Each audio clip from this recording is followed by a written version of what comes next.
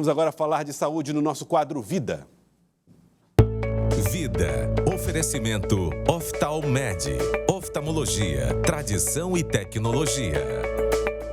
A população aguarda ansiosa a liberação de novas vacinas. Os pesquisadores de farmacêuticas do exterior já começam a falar sobre prazos de que novas vacinas, já atendendo à maior necessidade do combate ao coronavírus, possam chegar ao mercado. Mas tudo isso obedece a processos. E nós vamos falar um pouco a respeito desse assunto com o Dr. Renato Kfouri, que é da SBIM, e conversa com a gente a partir de agora. Dr. Renato, ótima tarde para o senhor. Muito obrigado por atender aqui o Jornal do Piauí.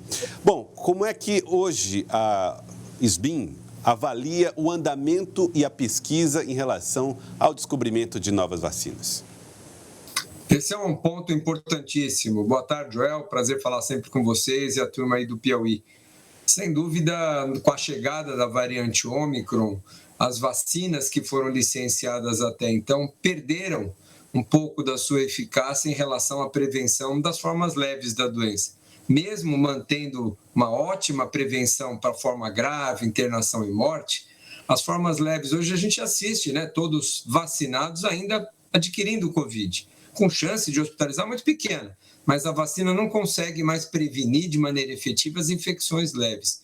Isso é importante que a gente avance nesse sentido, porque as infecções leves também levam uma sobrecarga ao sistema de saúde, também levam a Covid longa, também levam aumento de transmissão e prejuízo àqueles mais vulneráveis. Então, as vacinas precisam sim ser atualizadas e o avanço nessas pesquisas estão indo, especialmente em direção às vacinas que nós chamamos de multivalentes, que contemplam as variantes anteriores e a atual Ômicron e suas subvariantes. Aí nós vamos ter vacinas de um espectro de proteção maior ainda. Com essa chegada de novas vacinas, as que estão sendo aplicadas hoje no Brasil continuam tendo alguma eficácia? A eficácia é elevadíssima para formas graves da doença. A despeito delas já perderem um pouco de eficácia para formas leves, elas continuam sendo ótimas em termos de prevenção de hospitalização. Dificilmente alguém com calendário vacinal em dia, isso significa 3 doses para todos acima de 12 anos de idade e 4 doses para quem tem mais de 40 anos de idade, isso é estar com calendário vacinal em dia. Dificilmente alguém com essa situação vacinal acaba sendo hospitalizado, ou seja, a vacina tem uma alta eficácia na prevenção das formas graves, diferente para as formas leves. Então, a chegada de novas vacinas não é para melhorar muito a forma grave, a prevenção, para melhorar a transmissão, para melhorar formas leves, e aí as novas vacinas que estão sendo desenvolvidas vão cumprir um papel muito importante. As novas vacinas, segundo as farmacêuticas, devem estar prontas aí pelo mês de setembro. Na prática, significa dizer que o brasileiro vai poder contar com essas vacinas ainda em quanto tempo? Olha, as vacinas que chegarão novas serão para reforços, né? Obviamente, vão ser aí aplicadas no planeta em populações já previamente vacinadas. O que já se traduz, o que já antecipamos, uma ótima eficácia, né? Porque você vai fazer com essas vacinas uma dose de reforço e contemplando essas variantes mais recentes. Estando licenciada, certamente o Brasil deve importar essas vacinas e a grande perspectiva que nós teremos é que todos deverão receber pelo menos uma dose dessas novas vacinas, uma vez licenciadas. Essa é a expectativa, Joel. A gente precisa ainda dar o tempo, completar esses estudos, ficar de olho. Ainda nós temos muita insegurança em relação ao que pode acontecer da Covid. Outra variante pode surgir nesse meio do caminho, então é importante estar sempre atento a esses dados.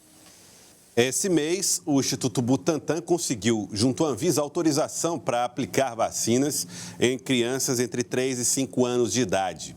Como é que a SBIM avaliou essa posição da Anvisa? É algo que deve ser festejado? De que modo isso ajuda no combate à Covid? Fundamental essa expansão da vacinação para faixas etárias menores, né? A SBIM recomendou e participou da reunião da Anvisa, sugerindo que essa aprovação fosse feita. A inclusão de crianças menores de 5 anos é extremamente necessária. É um grupo hoje bastante acometido, temos 2 mortes por dia por Covid-19 em crianças menores de 5 anos. Já foram quase 400 400 óbitos esse mês em crianças nessa idade, metade delas aqui no Nordeste. Então, é importante que a gente avance na vacinação, não só as mortes, mas hospitalizações, Covid longa. As crianças têm sofrido muito com a Covid-19 e é importantíssimo que avancemos. Começamos com a Coronavac, a partir de 3 anos, mas lá nos Estados Unidos, os estudos com a Pfizer e com a Moderna já indicam aí a possibilidade de vacinarmos bebês a partir dos 6 meses de idade. Então, provavelmente, lá para agosto, setembro, nós já teremos aqui no Brasil a possibilidade de vacinar as crianças menores ainda, os pequenininhos a partir de 6 meses de idade.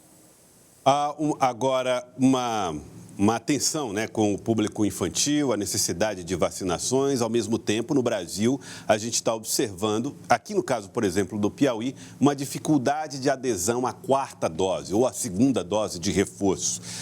Como é que a ISBIM avalia esse cenário nos outros estados brasileiros e qual é o compromisso que os governos devem ter para garantir que haja informação suficiente para a proteção da população? Esse é um caminho que nós precisamos sempre avançar, né, João? Acho que a gente tem, como todas as vacinas, à medida que você aumenta o número de doses, a adesão tende a cair. É o que nós chamamos de taxa de abandono. Para cada 100 que toma a primeira dose, 90 toma a segunda, 80 toma a terceira, 60 toma a quarta. Há sempre um decréscimo por vários motivos, porque as pessoas às vezes já se sentem protegidas, acham desnecessário, ou às vezes porque tiveram reações, estão com medo, estão desinformados. Se não esclarecermos adequadamente a importância da vacinação para todas essas doses, realmente a adesão fica baixa. Está faltando campanha, está faltando divulgação. A terceira dose, por exemplo, ela não é uma dose de reforço. A terminologia, ao meu ver, está equivocada.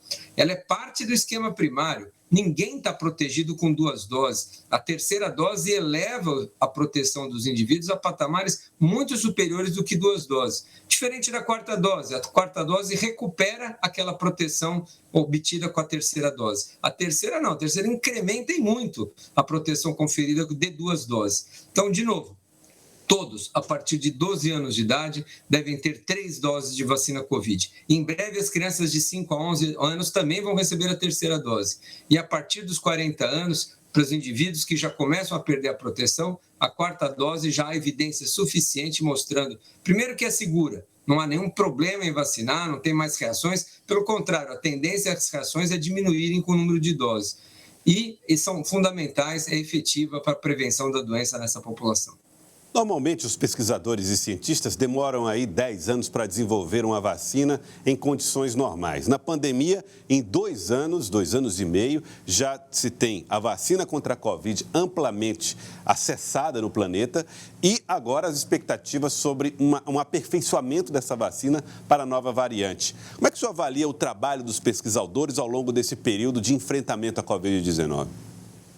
Fantástico, né, Joel? A gente teve, como nunca se viu antes, uma associação de laboratórios produtores, grandes indústrias, laboratórios públicos, universidades, agências de pesquisa, de fomento, organizações internacionais patrocinando. Nunca se colocou tanto dinheiro e investimento em plantas de vacina. Se produziu vacina antes dos estudos acabarem, né? Isso é coisa inédita também.